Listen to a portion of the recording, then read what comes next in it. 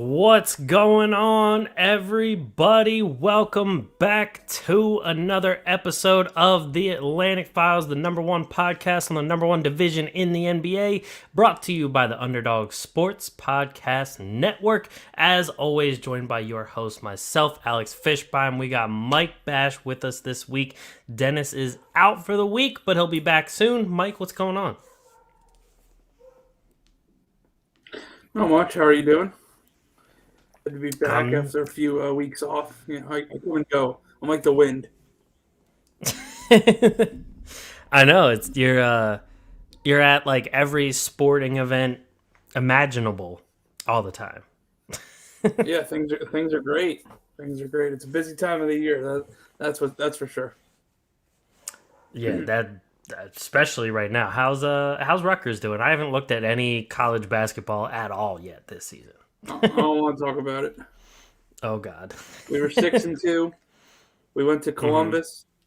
We had Ohio State beat. The referees missed 2 out-of-bounds calls in the last 5 seconds, and Rutgers lost on a buzzer beater. And the Big Ten even came out the next day and apologized for missing the call, which led to the loss. The next game was Seton Hall, which is our biggest in-state rival. Nobody could score. The game ended 45-43, and we lost that game.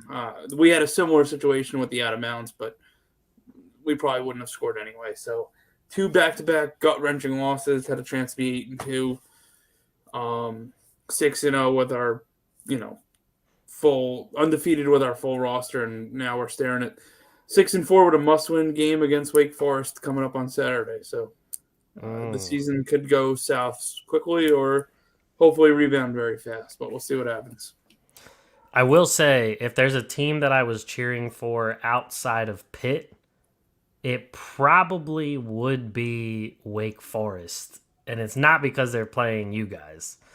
One of the kids that went to my high school that I was able to take photos and videos of and everything, he transferred to Wake Forest just in the offseason from Delaware. Andrew Carr. Dude's been a beast. So shout out Andrew Carr, because I've been following him ever since I guess the first time I started taking videos and stuff was his junior year of high school. So yeah, that kid is good.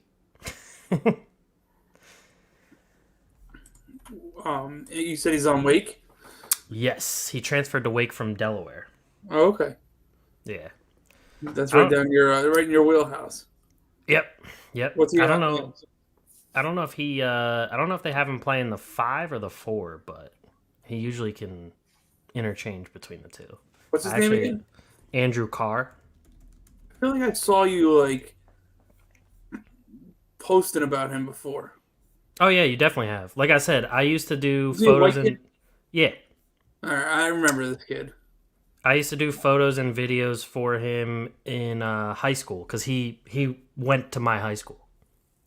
He's averaging 9 and 5. They have him listed as a forward. Yeah, I remember this kid. Yep. Yeah, he's solid. He's really. I mean, He glowed up. I guess he went from Delaware to Wake. Oh yeah, he had a pretty good 2 seasons with Delaware. And then I think he especially wanted to get a little bit more exposure. So Wake is definitely better for that more so than Delaware. Should have let me know. I would have gotten you a ticket to the game. You could have said hello from the sideline. That's true. When do they play? That's today? Saturday. Oh, Saturday. Yeah. Okay. Yeah. No, he's really good kid. His sister just went to, I think she also got a full ride to Wake for volleyball, actually. Package deal. Yeah. They're both humongous, so it makes sense. Tyler's here. What's up, Tyler? It's been a couple episodes, man. We haven't seen you in the comments for a while. Kings are pretty good. Yes, they are. We talked a little bit about the Kings last week. I think Dennis went on his I Told You So tour about the Kings. So, but to start things off, we're going to bring up one of the guys of the hour, one of Mike's own fantasy players, Cade Cunningham. Out for the year.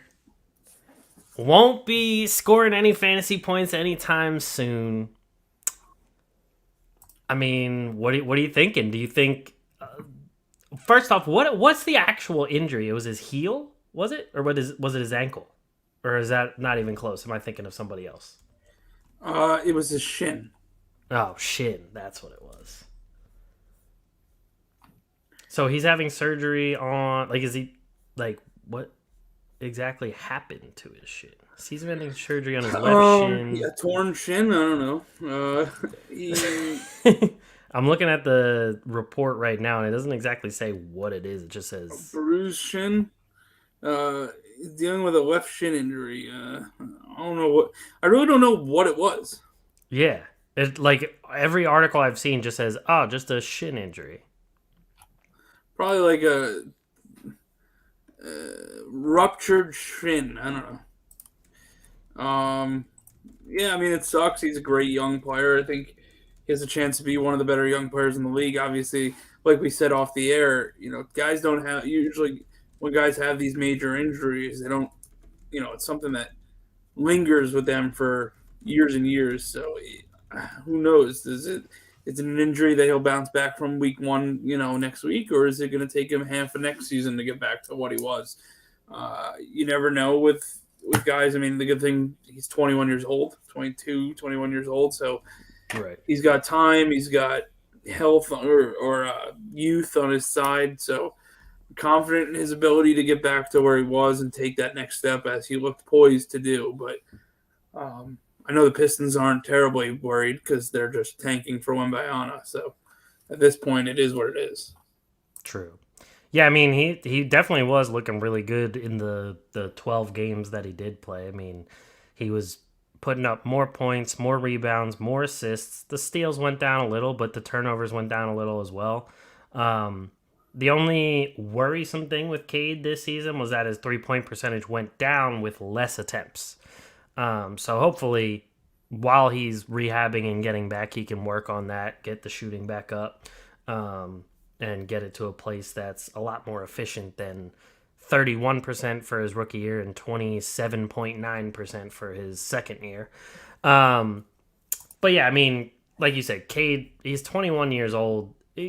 He's probably going to be okay, but I know for those watching, we were on a phone call, myself, Mike, and Dennis, and I was saying how, to me, it's just very worrisome when anyone gets a season-ending injury, like anytime after halfway through the season, or sorry, anytime before halfway through the season, because then it always seems like the injuries pile on year after that, because now you're hitting all these, little bruises and dings and things like that, and it just takes you out more games and more games and more games, and then you just turn into an injury-prone player. Hopefully that's not the case for Cade Cunningham, because I really like his game. I really like the potential that he has, especially alongside Jaden Ivey, Jalen Duren. If they do get Wembanyama, that would be an amazing addition to them. Scoot would be a little bit of clogged backcourt. At that point, you probably have Ivy come in as the sixth man, but I mean, it'd still be a solid squad. Yeah, I don't think they're gonna. If they end up with the second pick, they're trading out of that. Excuse me. I think they're trading out of that for a haul. Oh, they have to, because you can't take Scoot. Unless you don't believe in Cade's health, you can't take Scoot and have a guy you drafted 4th overall who's a good player in Ivy be the sixth man. Like, that's just not gonna work. That's true. I mean, Scoot he's like what, 6'4" around there? Yeah, 6'4", 6'5". So he's like a big guard. Oh wait, 6'2". Well, I don't know how up to date this is, but this says 6'2". And then I mean, Cade's 6'6", so I guess you could put Cade, like, if you really were in a bind, you could put Cade at like small forward, Ivy at like shooting guard, and Scoot at point guard, maybe. And then, like, I don't know, either Bagley or Sadiq Bey at power forward, and then Duren or Isaiah Stewart at center. I don't know how plausible of a defense that is. Sure. Yeah, it'd be a weird lineup. Yeah, no, that's for sure. But so, with that being said, we can move on here to the namesake of the episode because we have E here who tuned in. He said, Big Pels fan here. What's going on, E? He says, can't wait to get Brandon Ingram and Herb Jones back. We are legit. So, with that being said, Herb Jones is back tonight. Brandon Ingram is hopeful to be back at some point during the current road trip that they're on, but it will not be tonight. He was officially ruled out. I think it was earlier today. So my question to you, Mike, is Zion and the Pelicans, are they real championship contenders? Because at this very moment, they are first in the West at 18-8. They're a half game up on the Memphis Grizzlies. They're 2 games up on the Nuggets, 2.5 on Phoenix, 3.5 on Sacramento, 3.5 on Portland. I mean, they also have they have the tied for the second most points for in the whole West. And on top of that, they are giving up the third least amount of points in the West as well. What do you think about them? The New Orleans Pelicans are not title contenders. Okay. They're a good team. Mm-hmm. They're going to win a lot of games this year. But they are the southeast version of the Portland Trailblazers. Interesting. They can get a 3 seed in the West, and they'll get bounced in the first round. Okay, so, I mean, as of right now, they would technically be playing, if the playoffs started today, they would technically be playing the Mavericks.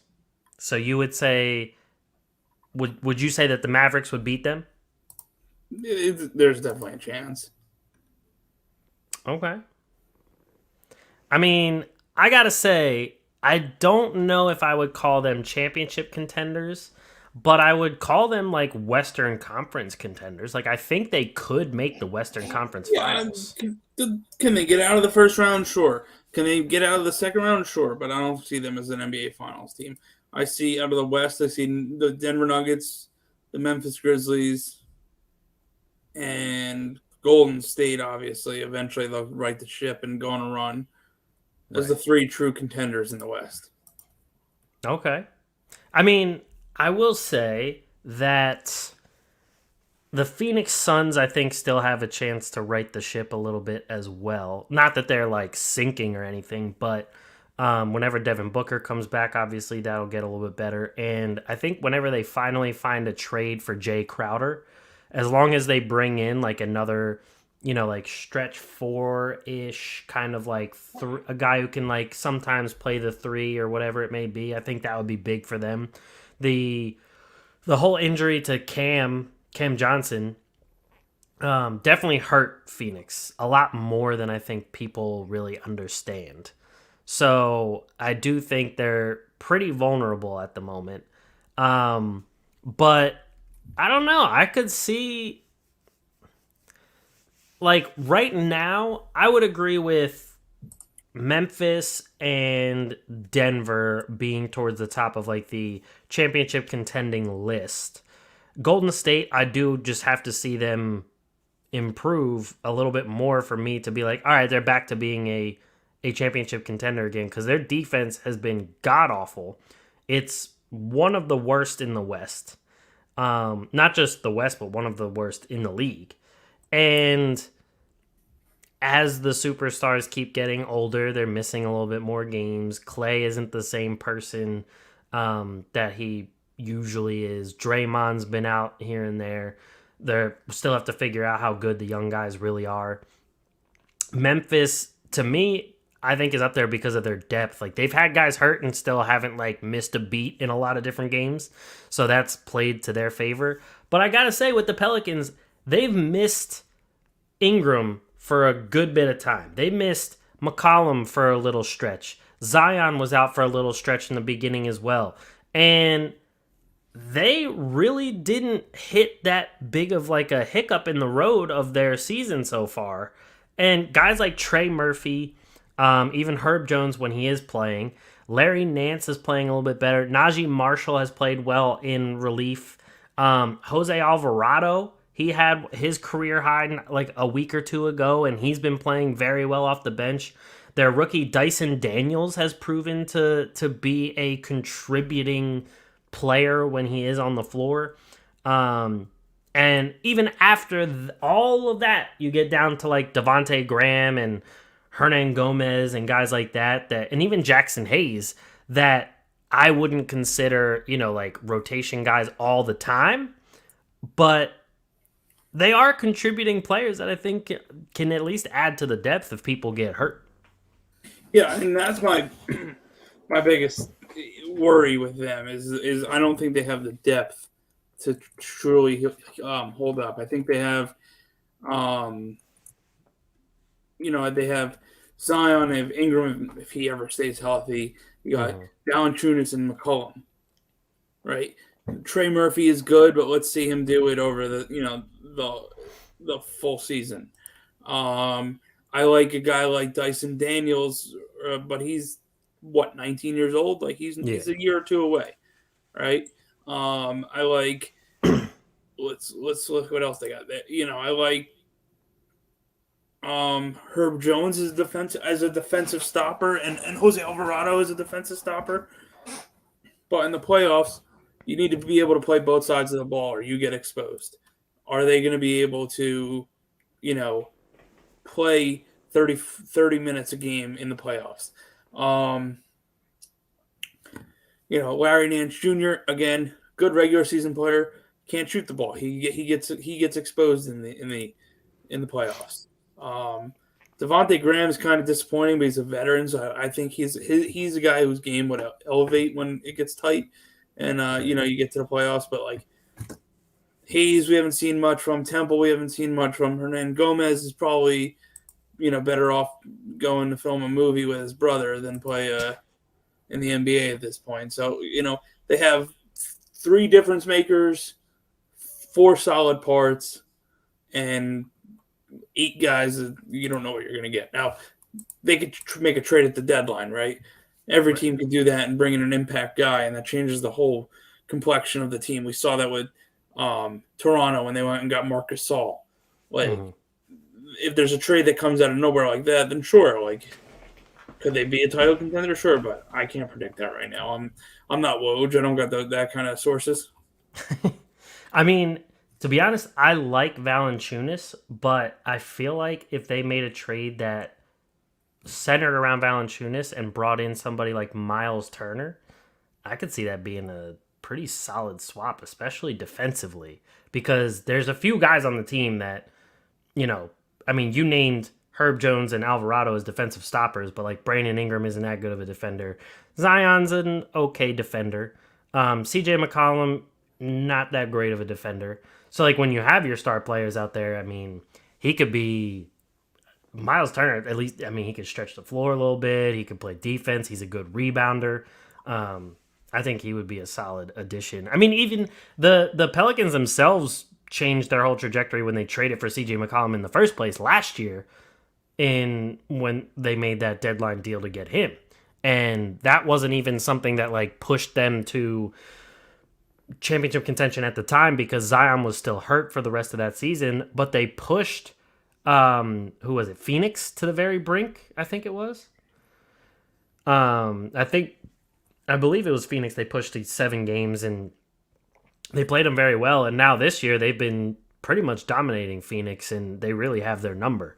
Tyler here says, I don't see the Pels making the finals, but having a great playoff run though. Yeah, I agree with that. If they make the finals, I could see it being like the Miami Heat in the bubble season. Like, making that run because they just happen to hit the right stride at the right time. Everyone's finally healthy all at the right time, and other teams have people missing or whatever it may be, and they get there to the finals, but then probably lose pretty easily. If they make the finals, I could see that being the way they get there.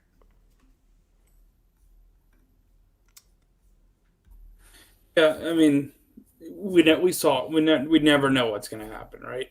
Right. Remember how wasn't it the Suns a couple years ago where like every team they played lost their star player? Yes. Yeah, when they made the finals against what was that, Giannis? Yeah. Yeah. And it was like, oh, this team didn't have this guy. This team didn't have this guy.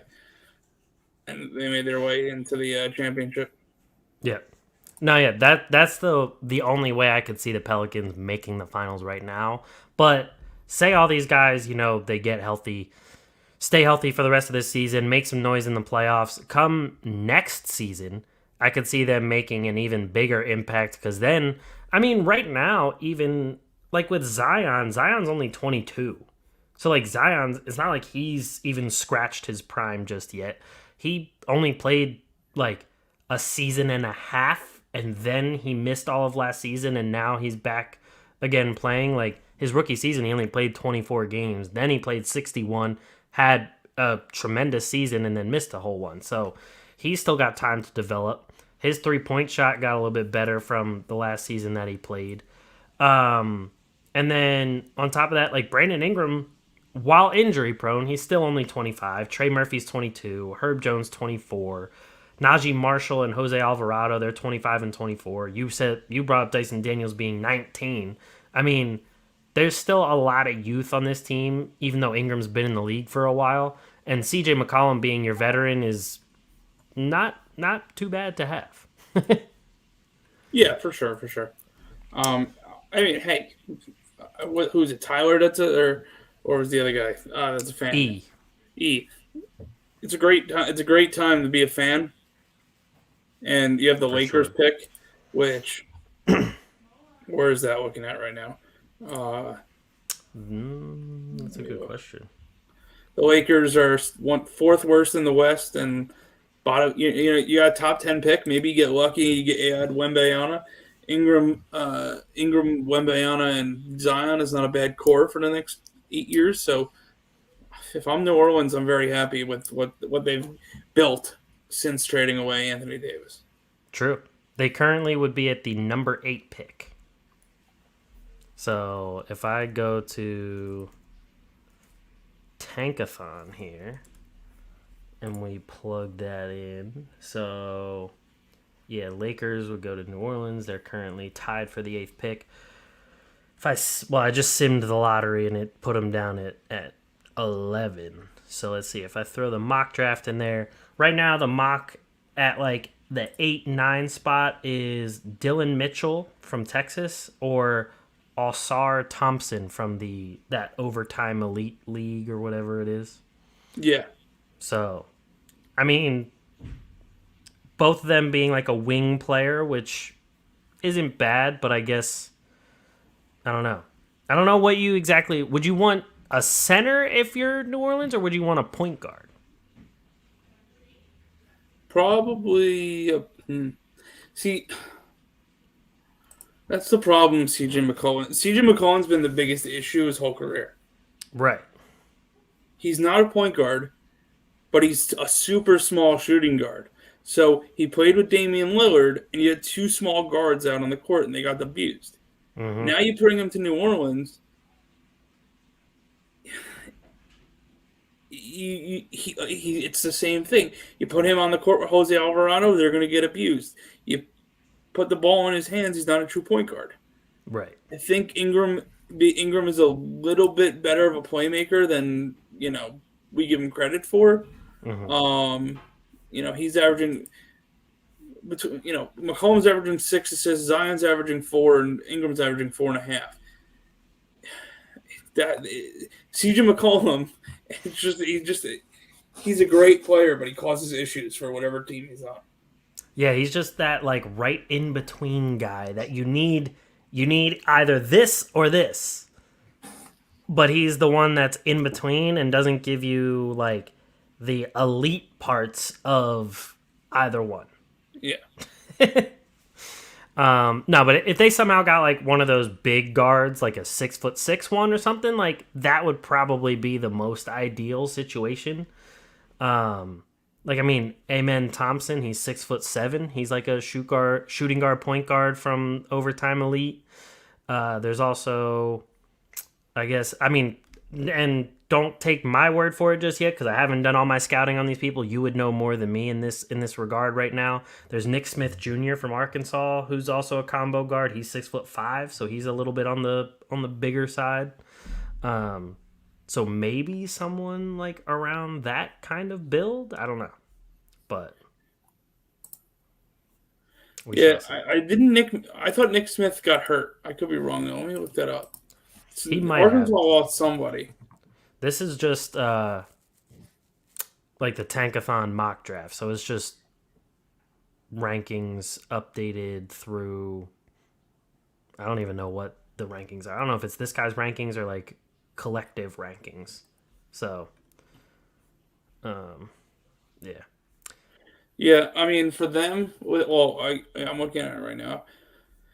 I know the Thompson. Oh, how is that? Well, I don't know how to judge Overtime Elite. I don't know what the hell they're playing against, but Yeah, exactly. I know that both the Thompson brothers are supposed to be like elite defenders. Right. You see that with 3.7 steals a game. It's weird. This class is weird because there's a lot of guys that are just so unknowns right now. Mm-hmm. Amari Bailey to the Pacers. That's Drake's girl's son. So who knows what's gonna happen in this class, but. In the one I'm looking at right now, they have Derek Lively going to Brooklyn. Yeah, I do see that. I'd rather take a chance on G.G. Jackson though. Okay. Interesting. Yeah, I mean, like I said, I haven't done my research on this class just yet.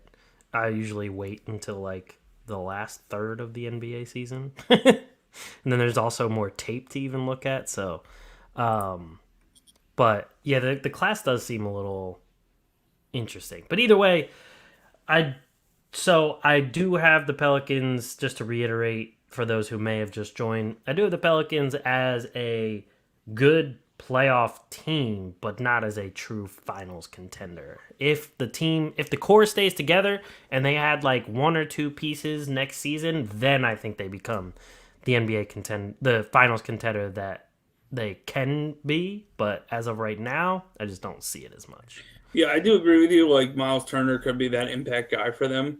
Mm-hmm. But it's just so hard with McCollum to win a championship because he's the worst good player in the league. And what I know, you know what I mean by that. Like he's a great player, but he doesn't fit. His size doesn't fit his role. Right. When they say size doesn't matter, size matters.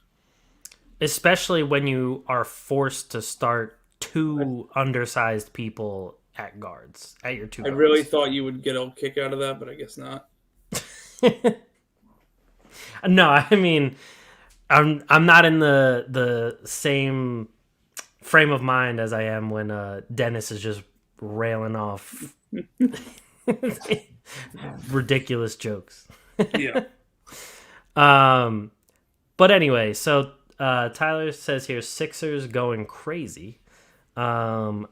I'm assuming he means in the game that they're playing right now because they're up 28 right now. Oh shit. 69 to 41. Damn. Tobias Harris with 17 and Embiid with 21.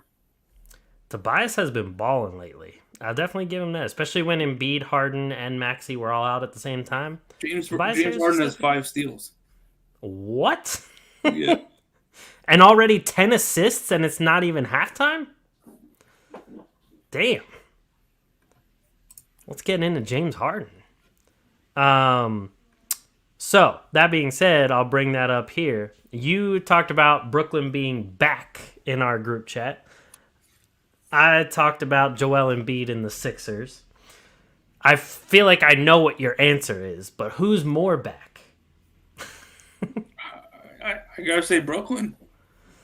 I I figured. mean, Brooklyn's got a better record. Brooklyn's one of the hottest teams in the league right now. All right. Part of the Kyrie's reason you playing. have a better record, though, is you played 3 more games. True. But we're outscoring you guys. And you have a better score differential than us. And we've won 8. We've won 8 out of 10. We're the hottest team in the East. I mean, that's true. I'll definitely give you that. And, I mean, I will bring up, though, just saying. Who we've beaten. Yes. So, in your last 10 games, you're 8-2. The only 2 teams you lost to were Boston and Indiana, of all teams. But you beat Portland, who I'll give you is they're okay. Orlando, garbage. Washington, garbage. Toronto, they're all right. Charlotte, garbage. Atlanta, Indiana, garbage. Washington, garbage. But the Nets have one thing that the Sixers don't have, the Knicks don't have, Cavaliers don't have. Pretty much any team in the league doesn't have but the Nets. And that is? Utah Watanabe. Oh, God. I thought you were going to say Ben Simmons. I'll take the Utah. Utah Watanabe is Ben Simmons with a jumper. I mean, he kind of is the poor man's Ben Simmons with a jumper. I'm not going to sit here and say he's as good of a playmaker as Ben Simmons, but I do love his game, and I do wish Toronto kept him because I feel like he fit Toronto very well, especially off the bench. But is he back yet, or is he still hurt? Yeah, he came back like a week, like in the beginning of the week. Oh, okay. I was gonna say he was hurt there for a while. But no, he's been great. I mean, I will definitely give it up to Durant. Durant has been amazing this season, and I do think that Durant should be in the MVP conversation. He started off the season on that big run of scoring at least 25 points a game or something like that. And I'm pretty sure he beat Michael Jordan's record with 25-point games in a row to start a season. I think the game he broke that streak was against the Sixers, actually, now that I think about it. On November 22nd. So he went from October 19th to November 22nd, scoring at least 25 points every single game. That is pretty ridiculous. Yeah. And then even, I'm just looking up their ESPN schedule right now, and it's just, highest scorer on the team. It's, Durant, Cam Thomas, Durant, Irving, Durant. It's literally just Kevin Durant, I would say 90% of the time. Some Kyrie Irving's in there, and then only one time was it not Kyrie Irving or Kevin Durant, and that was Cam Thomas because both of them were out. Can I say my favorite thing about Cam Thomas's game against the Indiana Pacers? What? 33 points. Mm-hmm. 3 rebounds. Mm-hmm. No assists. No steals. No blocks. He wasn't about to share the ball. How do you have 33 points in a game where your team, as a guard, in a game where your team scored 136 points and you didn't have a single assist? I have no idea. It should not be that way at all. I will say, though, after seeing him a few times in the G League, it was pretty clear to me that he was the next Lou Will type of player, where it's just when he's in there, assists are a third thing on his mind. It's always scoring first, and it's not even assists second. It's just getting the ball second, whether it's rebounds, getting in on the defensive end, anything. That's the second thing on his mind. Then the third thing is all right, maybe then I'll pass it to somebody who's open. Yeah, he does not pass the ball at all. No. I mean, to be honest, it's pretty funny Sorry, I just had to turn down the game a little bit there. It's pretty funny to watch, but at the same time, I mean, hey, if you can score like that, might as well. But with that being said, I have to say the Sixers. Of Yes. course you do, because you don't really know what you're talking about here.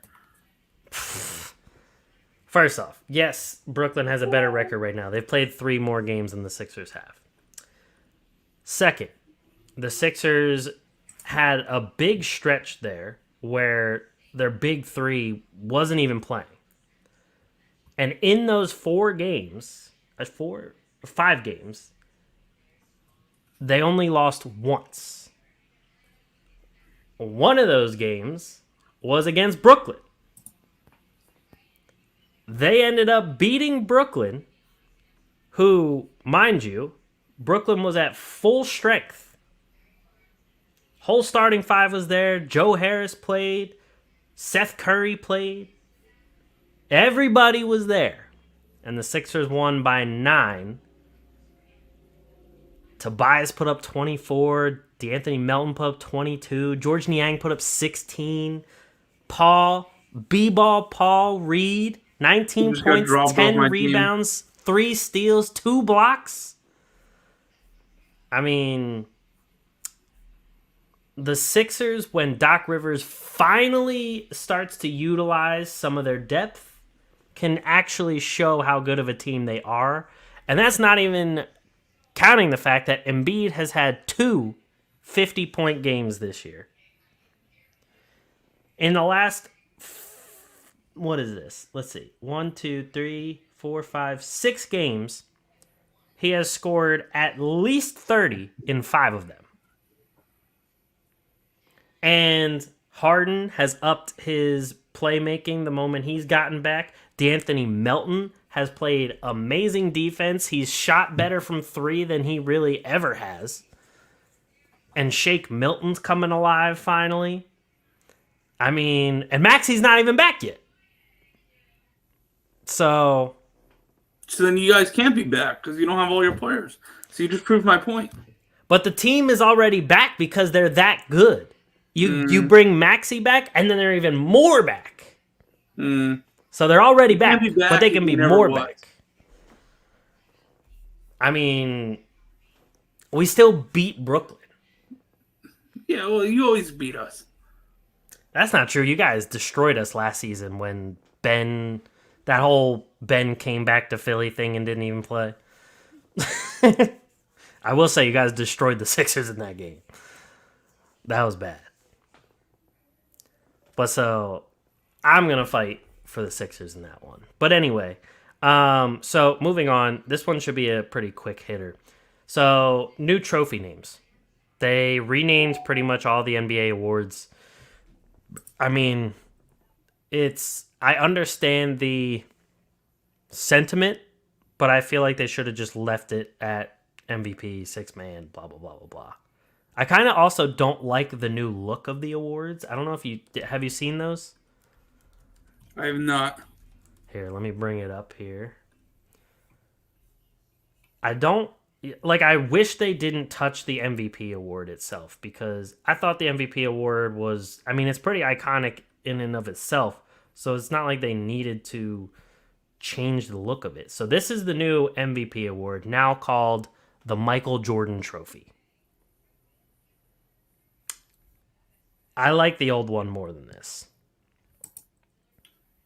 I don't know about you. Is that the new one or the old one? This is the new one. That's the new one. What's the old one? The old one is that supposed to be Jordan? I don't know if that's supposed to be Jordan or what.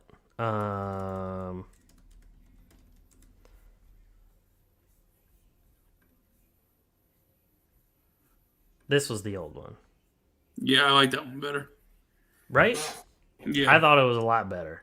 I think they, sometimes they're just doing too much. And, I don't know. I like just calling it the MVP award instead of the Michael Jordan Trophy in general.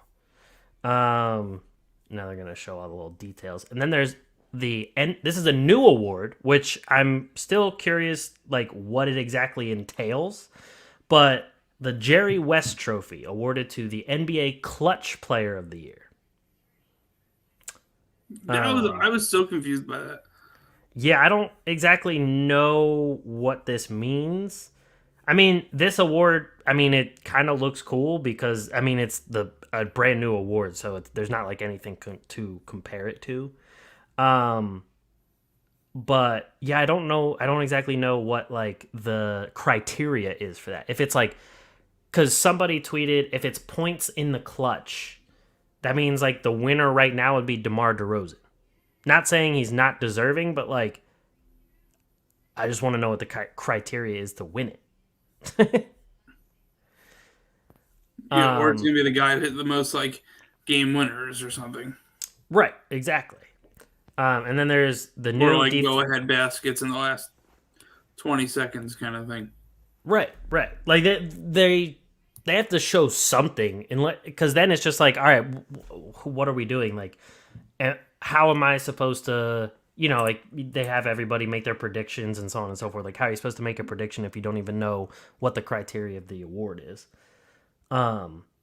But then, so this is the new Defensive Player of the Year. Again, I like the old Defensive Player of the Year award. I think it looked a lot better, and it seemed just a lot bigger, the old one compared to this new one.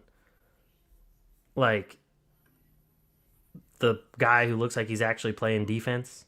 Yeah, I kind of like the new the new like whatever this thing is, but it's just like such a weird, like it's the middle thing looks weird, but like I like the shape of everything else. Like the logo in the middle looks odd. Yeah, I agree. And it's also kind of like the logo in the middle. I don't know. Like soon they're just gonna have to call it the Time Lord player, the Time Lord award. When he comes back, he's winning that. I mean, I wouldn't be surprised if he ended with at least one. But like, it's also just interesting that like, I don't know. It's just like a little bit of writing, and then it has the fucking Kia logo. It doesn't even have the NBA logo on it. That's weird. That just doesn't make sense to me. And then the Rookie of the Year award is now called the Wilt Chamberlain Award. Which, I mean, that is what it is. And then the sixth man is the John Havlicek Trophy. So now it's just kind of like, oh, and most improved is the George McCann Trophy. George Mikan? Mikan, sorry. McCann. He's not a nut.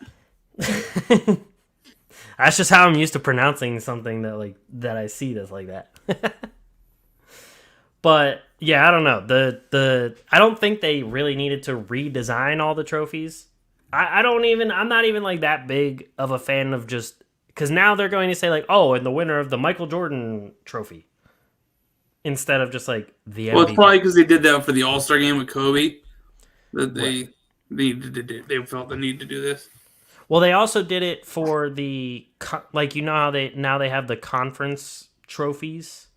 Yeah. The conference MVP trophies. That's what I meant to say. They call those like the Larry Bird and the Magic Johnson now. Yeah. It's like, now they're just going to name everything after players. And there even was rumors about an award for the team that has the best regular season record. Like in hockey, they do the President's Trophy. Yeah, like, I don't care about that. No. Like, who cares? You won a trophy for best regular season and then lost in the first round. Like, whoop-de-doo. 73-9 don't mean a thing without a ring. Exactly. So, a couple more things here, trade-wise. I will not give you Cade Cunningham for free. All right, fine. I'll give you a third-round pick. Two guys potentially up for trade. One of them being Jakob Poeltl from the Spurs. They're seemingly looking for around like 2 first-round picks for Poeltl. Would you trade 2 first-round picks for Poeltl, and who do you think should be the one to trade for it? Well, I wouldn't trade 2 first-round picks for Poeltl, but I wouldn't, or Poeltl either. It's Poeltl. There's no R in there. I thought it's pronounced Poeltl, though. No, it's Poeltl. I'm pretty sure it's Poeltl. It's not Poeltl.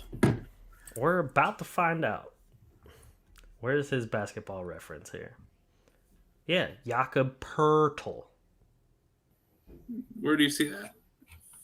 Right here. I'll show it to you. Oh, you are right. Just for the people back home. There's the And what was the Jakob Poeltl or who else? So it's Jakob Poeltl or Bojan Bogdanovic. I think Bojan's probably. I feel like Bojan's probably easier to move, but Poeltl is probably more of a what's the word I'm looking for? Like more impactful. Okay. I mean, I don't know. I could see, like, say somebody like the Lakers that need a shooter, that just need a scorer in general outside of their top two guys. I think Bogdanovic could be pretty impactful for them. Not saying he's going to go out there and be some two-way kind of star, but I will say that Bojan has been pretty underrated this season. He's averaging the most points he's ever averaged in a season. He's at 21 points a game, 3.6 rebounds, 2.4 assists. I mean, not doing much in the blocks and steals department, but that's expected. He's not a defensive player. Shooting 50.8% from the floor and 43.7% from three. I mean, his effective field goal percentage is 60.2, which is, I mean, that's just fucking insane. So, I mean, if you put him on a team where he, isn't going to be looked at as like one of the best scorers on the team and isn't seeing the best defenders on the team, he could probably do some damage and actually put in some work because, I mean, with Detroit, especially with Cade out, Saddiq Bey missed some time. Ivy missed a little bit of time, but he's like in and out of the lineup. Bogdanovic is like the number one guy people are game planning against when he's on Detroit. He's like their best scorer on the team that's consistently healthy. So, I don't know. You could put him on another team and he could probably do pretty well. It's rumored that the Lakers are the ones that are like front runners for him currently, which I think would be one of the teams that he would probably fit perfectly with. Yeah, I mean, that's why I said he's easier to move, but from a pure basketball, I mean, Bojan's like another one of those guys who just gets moved around. Like he gets passed around so many times. Like every team can use a Bojan. Right. But he's 34 years old. He's not going to cost as much as Poeltl. And now I'm going to mess this up for the rest of my life. So yeah, I mean, but are the Lakers even going to make the playoffs? Who knows how they're playing? I mean, that's a good point because, like we were saying before, right now they would be the 8th pick in the draft, so not even close to the playoffs at this moment. Yeah. But no, Poeltl definitely. I mean, I love Poeltl. I have him on multiple fantasy teams because I believe in him that much, fantasy wise at the very least. But I think anyone that really needs not anybody that needs to have the ball in their hands but can still produce given any kind of situation as a center, Poeltl's the guy to have. Like, I think Poeltl in Toronto would probably be a pretty good fit. I could see him being a great starting center for Toronto. And as long as it doesn't cost them, like anything too crazy. I mean, 2 first-round picks for Poeltl in Toronto's case, I don't think is bad at all because they're going to be right around that area of like, losing in like the first or second round of the playoffs. And even if they don't make the playoffs, they're going to be like very end of the lottery and everything. So they're going to be in that area that the pick could go both ways of either super big bust or decent pick. So with the timeline that they're on, I think Poeltl could be a really good option for Toronto. I would love to see them go after him. Yeah, I just don't know with Toronto is like I saw reports that like yeah, they can make the sneak into the playoffs, or they could blow it up, and they can determine that in the next like month. Right. Like they're in such a weird spot. Yeah, I mean, I think a big part of it definitely depends on health because Scottie Barnes missed some time there. Pascal Siakam missed some time. Fred VanVleet was out a little bit. Gary Trent Jr. was out a little bit. So I think it definitely has a big health plays a big factor at least in that Mm-hmm. regard. Yeah. But yeah, so if you had to name one team, who do you think should go for Bojan and who do you think should go for Poeltl? For Podol, I think the Nets could use Podol, if I'm being honest. Uh, but or Pirtle. Um, Boyan to Cleveland would make the most sense. Ooh, that would be solid. Pirtle to Memphis would make a lot of sense. Okay. To Portland would make some sense. Poeltl for like a And Nurkic swap. yeah, and probably till like yeah, Dallas, maybe? yeah, I could see him going there. Because, I mean, they tried to start JaVale McGee, and that's not working out really well. And after him is Dwight Powell. I'd probably rather have Poeltl than either one of them. I mean, I know they have Christian Wood, but they are dead set on bringing him in off the bench. So, but with that being said, we have one last topic here, and I just think it's a funny one. Kyle Kuzma wants out of Washington, and he wants $20 million a year, plus wants to go to a big market or a winning team. I think that request is just kind of ridiculous. I mean, who is Kuzma to be making all these demands? Like, sure, he improved a little bit when he went to Washington, but I don't think Kuzma is a $20 million a year player. And on top of that, he's definitely not worth that much money for a team that's in a big market or contending, who's already probably paying a bunch of people that kind of money. So I don't know where he thinks he's going because I don't see anyone paying him that. Kyle Kuzma is like the definition of the guy who peaked in high school, but Mm-hmm. in this instance, he peaked his rookie year, and he thinks he's like an up and coming star, and it's like, dude, you're a 27-year-old Christian Wood type player. Right. Like, you're a good player.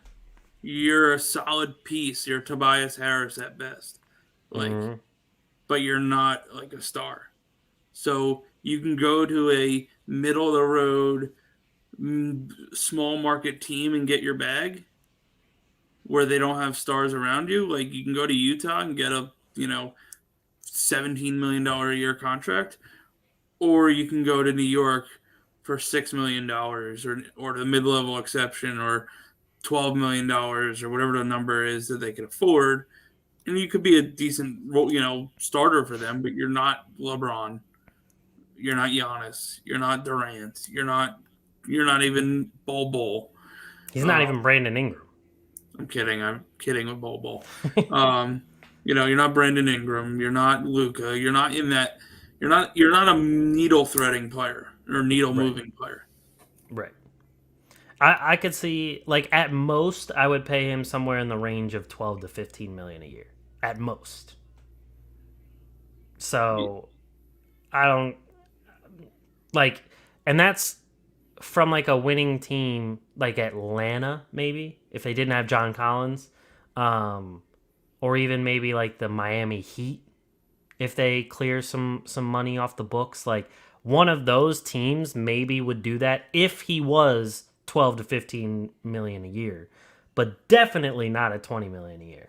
Exactly. And like you said, it's if a big market team is going to pay him 20 million a year, it's a team who knows they're going to be tanking for the next couple seasons. So they're like, we got to use the money anyway. So let's just, throw some shit at the wall and see what sticks. Exactly. You're signing him hoping he blows up a little bit and you can trade him for first-round picks. Right. Exactly. That's really all it comes down to.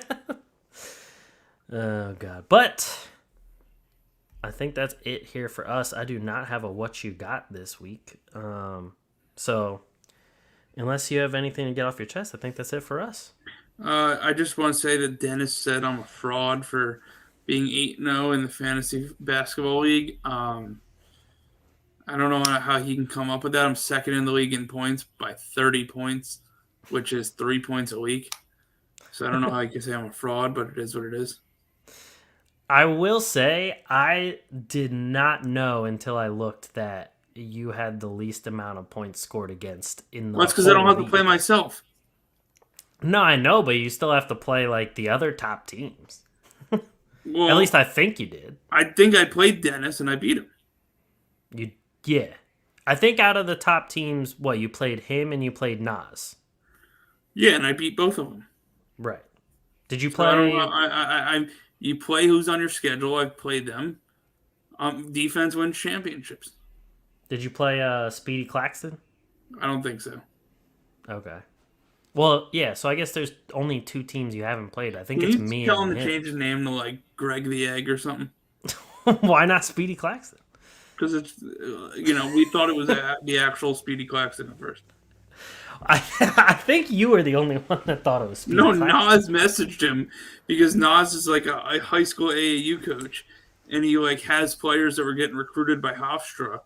And he was like messaging him about his players, and Greg was like, I told him to hold up. It's not actually Speedy Claxton. He was like, "Are you kidding me?" Like, that was still probably one of my proudest moments. Was like really pushing home that to make you think it was Speedy Claxton. yeah. Oh God, that was funny. That's just how you know how long we've been watching Sixers basketball. The good old Speedy Claxton days. Exactly. But that is it for us. Thank you, everybody, for watching and listening to another episode of The Atlantic Files, the #1 podcast on the #1 division in the NBA, brought to you by the Underdog Sports Podcast Network. If you're watching on YouTube, make sure you subscribe below, hit the bell for notifications, let you know when we go live. Also, if you're watching on Twitch, for those who don't know, we are on Twitch. Search The Atlantic Files on Twitch, twitch.tv/The Atlantic Files. Follow us on there. It's free. Doesn't cost you a single thing. It'll let you know when we go live on there as well. And we're everywhere else you get your podcasts, Spotify, Apple, all of that. So make sure you check those out. Tell a friend. Helps us out. Thank you, everybody. And we'll catch you guys next week. Peace.